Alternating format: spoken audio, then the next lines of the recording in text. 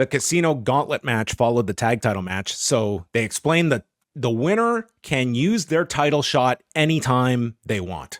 Like a Money in the Bank. That's how it was positioned. Yeah. So Orange Cassidy is first, as had been decided on television, and we get the entrance. We get a Mr. Bean parody for Orange Cassidy on the video, falling from the sky. So awesome. Yeah. One of the few British references that I feel like we would get internationally. Yeah, we got Mr. Bean, EDL, and Cricket. And Barry Scott. That's right, Barry Scott. There was a Barry Scott sign on the pre-show that you could see. Like someone hovering over the desk had a Barry Scott sign. Oh, sure. Mm-hmm. Number 2 is Kazuchika Okada, who gets a monster reaction. I mean, first of all, it's the surprise of like, I think people might have assumed Okada would be in this match, but didn't know for sure. So when he does walk out at Wembley, it's a gigantic reaction. And it made me think, like we talk about some of the pre-show guys, like this is the biggest crowd they've ever worked in front of.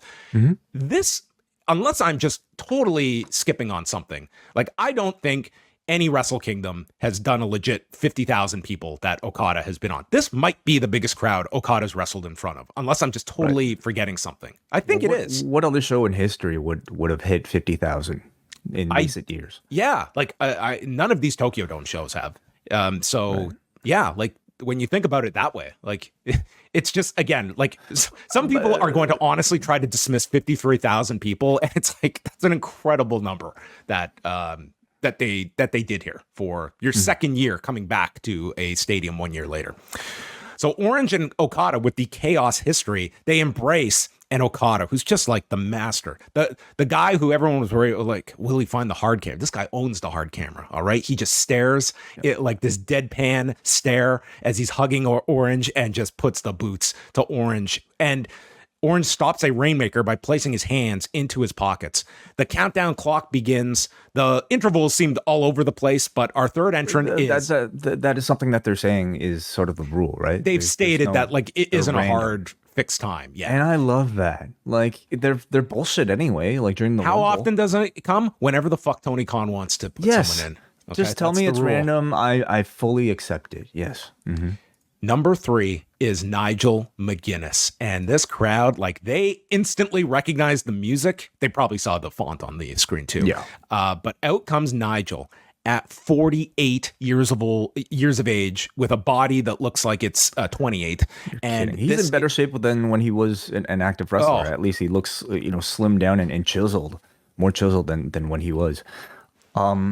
This was the moment of the show. Up until this point, like obviously, like there's so much discussion and even rumor about Danielson facing Nigel for this particular show in the months leading up to it. When we found out we didn't get that, I think we kind of shut the door on just even seeing Nigel, period, on the show as a wrestler. I don't know why I didn't consider him for this Casino Gauntlet. It's the perfect place to have him arrive.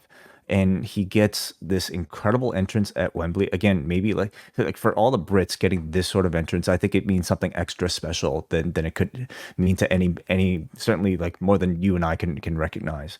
Yeah. So for him to get this return in this sort of ovation, in this sort of spotlight, was to me one of the most heartwarming things on this entire show. I mean, the only thing that would have topped it is if he came out in Ultimate Warrior paint like he had at SummerSlam 92 when he attended at Wembley Stadium. Sure. As great as this was, I mean, there's one thing that we do have to address, and that is that for the last 12 and a half years, independent wrestler out of West Virginia, TJ Phillips, has been able to sit back and tell all of his colleagues, I wrestled Nigel McGuinness in his last ever match in December of 2011. And for 12 and a half years, that was his biggest noteworthy event. He worked Nigel in his retirement match, immortalized on a documentary Nigel produced. But today, Nigel broke that retirement and he came out, and TJ Phillips no longer can cling to that trivia note. Well, he could say I wrestled Nigel in his last singles match. That's still I think that's going to be expiring in time as well. Oh, but, yeah. Great pop here for Nigel. Amazing. And again, like 48 years old here coming out. Well, clearly he's been training for something. I mean, the guy looks great here. Yeah. Number 4 was Kyle O'Reilly. So we get him and Nigel squaring off, and both are doing the Les Kellett rebound lariat out of the ropes. And all of a sudden, thank you for giving credit to Les Kellett. That's a really nice. I mean, that is the origin of the spot. One of the best lines here was Taz all of a sudden realizing, wait, does this mean I'm going to have to work Saturdays? Because we better have a talk about this if Nigel's making a comeback and they need someone on Collision. I think it means Taz should be training to get set to jump into the next year's casino. Dude, Taz ain't doing one of these gauntlets. I promise you that. Cassidy ducks another Rainmaker. And then number 5, oh, you want to book me all of a sudden 1 week after I win the bloody G1? And it's Zack Sabre Jr. coming out. I've been working on it daily. Tell me how well. What does the conversation sound like between Zack Sabre Jr. and Nigel McGuinness? What do you think these two are saying to each other in the ring right here? I thought you were fucking retired. I heard you yelling in your car. It's late, folks. So anyway, you get to see Zack and Nigel McGuinness. I just thought some of these interactions, these are interactions I never envisioned Nigel having. Well, that's exactly the draw of the casino gauntlet match. Okay, AEW, Tony Khan has found himself a toy box of just some of the most incredible pieces that somebody could curate from wrestling's entire history. And this is his match where he can pair them up, one by one with guys that you never even expected, because they don't announce who's ahead of this ahead of time. Like, you're getting Okada in this match. Now you're getting any sort of like pairing with Okada feels special. You're getting Zack in this match, and you're getting Nigel in this match. And any pairing with anybody, especially the British wrestlers in there with Nigel, feels very special. Have these two ever shared a ring as active wrestlers before? I would I would have to double check that one, but I don't.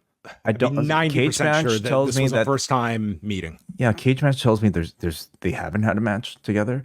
So even this is monumental, So yeah, and for these two to have that moment in Wembley, just amazing. So you get Zack and McGuinness together. The crowd's electric for this. Okada works with Zack briefly, and Okada gives his middle finger to the crowd. So Zack then grabs the middle finger and ties up Okada. 6th is Roderick Strong, followed by Mark Briscoe, who gets a huge pop, and then Hangman Page is the 8th entrant into the match, and he comes in and starts attacking Okada. He hits a apron bomb to Roderick. Cassidy ducks the buckshot lariat, but then it's Hangman with the dead eye, which Mark Briscoe breaks up. And then number 9. Outside of Big Daddy, I don't think anyone was going to get a pop like this. Jeff Jarrett. Dude, this place exploded for Jeff Jarrett. This was one of the biggest pops on the whole show, was Jeff Jarrett and that music hitting. And he comes out and he's joined by Karen, and he locks his eyes on Hangman. So they start going at it, and forget Zack Sabre Jr. and Nigel McGuinness. We get Jeff Jarrett trading punches with Zack Sabre Jr. I would love to see that match. Jeff Jarrett and Zack. I mean, fly Zack over to Champaign, Illinois on Wednesday. Why don't we give him an IWGP title shot right now?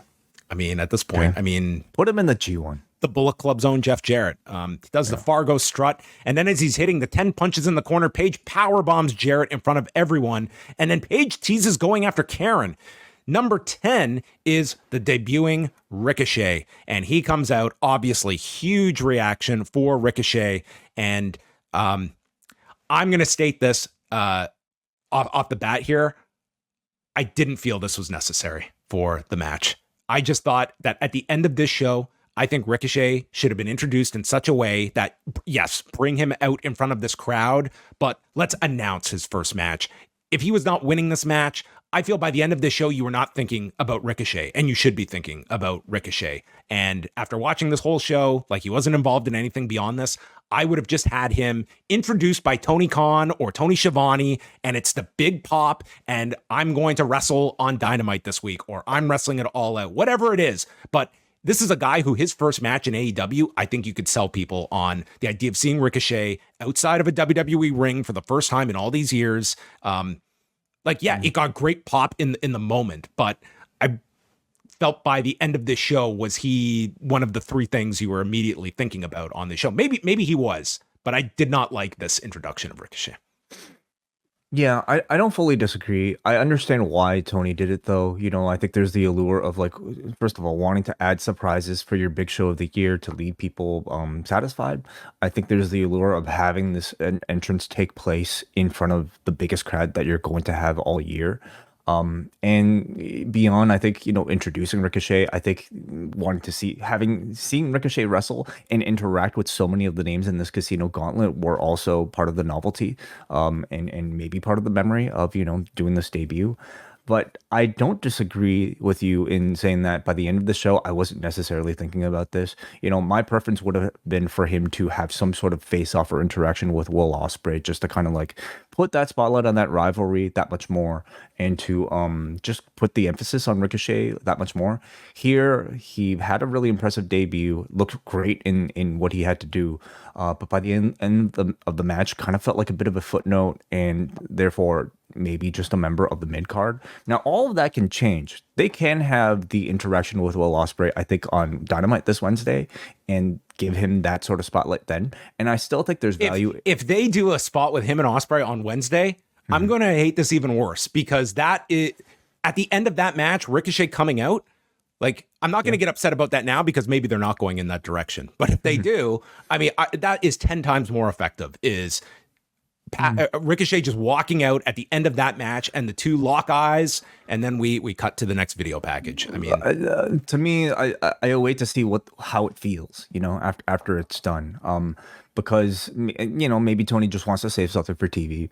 I also think that there's a lot of value in promoting Ricochet's first singles match. Like you kind of joke about the dude who had Nigel's last singles match, but there's a difference between somebody making a battle royal appearance and also. So you're saying Ricochet versus T.J. Phillips on Dynamite? Yeah. Mm-hmm. Ricochet did this, he did look great for the brief time he was in this match, including scaling to the top, regaining his balance on the top, and then finishing a shooting star press to the floor. Like, this guy's balance is insane. It was amazing. Like, it felt like he just came out here and was like, I can do anything I think about in this ring on these ropes, and it's not going to be difficult at all. And that's how it came across. Like, this is like the high level sort of like comfort doing that style that is so rarely seen, that I don't know, for some reason didn't feel so special in the WWE anymore. Certainly by the time he was wrestling those speed matches, like, we just kind of all took it for granted. But this kind of colored him in a very different context. Then Christian Cage is the 11th entrant. He's limping to the ring, selling the effects of the ladder match. And he is met with a high cross from Ricochet to the floor. And then a buckshot attempt is attempted when Karen Jarrett grabs Hangman, and it leads to a guitar shot from Jeff for the big pop. And then Okada hits Jeff Jarrett with the Rainmaker. And then after that, we have Cassidy backslide Zach out of a armbar attempt. And then we get Orange and Zach going back and forth, an end of heartache to Orange Cassidy, a froggy bow by Mark Briscoe onto Strong, and then a J Driller gets blocked by Nigel. Nigel hits a Tower of Doom or a Tower of London onto Kyle O'Reilly, using Mark in place of the turnbuckle for a near fall. And then it's one final Les Kellett lariat to Kyle before Cage spears Nigel. And then the 12th entrant, it's Killshot, but the screen reads Luchasaurus as he comes out, and the idea here, he's announced as Luchasaurus. He's announced as Luchasaurus, that he has turned a leaf. He heard the chants, he heard you in the opener, and he's decided to rebrand himself. And he comes out, and you think he's going to go for Christian, but instead he chokeslams Kyle O'Reilly and puts Cage on top as Christian wins in 25 minutes and 57 seconds. Right. Yeah. And then immediately they cut to Hangman Page, who realizes that he's failed. And I thought it was a tremendously fun Casino Gauntlet match. These maybe the best one they've had. They've had only good Casino Gauntlet matches. This continues to like build itself as like one of my favorite Tony Khan original creations. And part of the reason is because they stack them with people who are upper tier mid carders or main eventers, or people that are just like great wrestlers. So every pairing you see, every interaction you see is one that like will make you really excited if you're, a fan of like professional wrestling. This had a lot of great surprises. This had a lot of like great, just like holy shit moments. And I thought the Nigel stuff was, to me, like so heartwarming to see. I think if this means he's back as an active wrestler, I hope he stays on commentary. I can't see him like wrestling full time, but like the occasional match back on TV, I think would be wonderful. I'd love to see him paired with GYV, for instance, as like a bit of a trio. I think that would make a lot of sense. Ricochet debut, he looked great, but he does need something a bit bigger to follow up. And the sort of outcome here with Christian, unfortunately, I think of the entire field, Christian might be one of the least interesting to me. I don't know if I care that much to see like, what are we talking about? I just think the way Christian? It was structured, like you do have a bit of a backstory in that Christian did beat Danielson on TV. Like it was almost a year ago, but I'm with you. I just felt like so much of this match felt as though it was like the ghosts of Bryan Danielson's past and who is going to be positioned here. And you're teasing people with another Okada match with Danielson, with a Zack match, with a Hangman for Swerve, or even Hangman with Danielson that have their history. All these different, Nigel even with Danielson, all these options. And it's Christian at the end that I can see people not having a huge spark of interest from the way that this one peaked. But and the fact that that it's a cash-in stipulation almost seems to assure to me that they're setting up a Christian championship run. Could be based off of Danielson or not. It could be like, months from now. It could be a year from now. I guess we don't know the exact rules, but it could be that long. And I don't know if I'm that excited for it. Like I've really enjoyed Christian Cage in this sort of like mid-card role as part of the patriarchy. But I don't know if I want to see a world title run from Christian, or even like the suggestion of it with him like competing for it, Well, we will see. I don't see it as being an immediate thing that they utilize. But Adam Copeland's return too could change that. Like I could see Christian and Adam Copeland feuding for the championship. But is that a feud that people want to see for the world title? I mean, anyway, maybe we're getting ahead of ourselves. If you like this video, consider joining our Patreon, the Post Wrestling Cafe. Multiple bonus podcasts every week, ad-free shows, and access to our full archive. Otherwise, a like and subscribe is much appreciated. Thank you for watching.